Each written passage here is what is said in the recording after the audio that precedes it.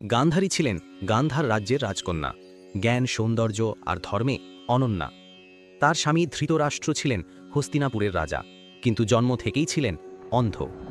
স্বামীর অন্ধত্ব জানার পর গান্ধারী নিজেও চোখে কাপড় বেঁধে নিলেন। তিনি চেয়েছিলেন তার স্বামীর মতোই জীবন অনুভব করতে।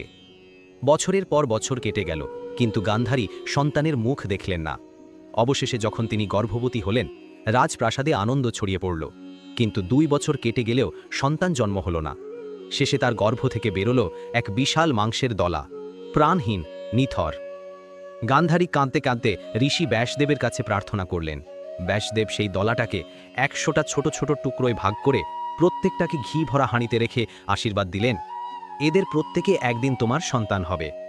দিনের পর দিন কেটে গেল, আর একদিন সেই হাঁড়িগুলো থেকে জন্ম নিল একে একে 100টা পুত্র ও এক কন্যা, যাদের আমরা আজ চিনি কৌরব ভাইবোন নামে।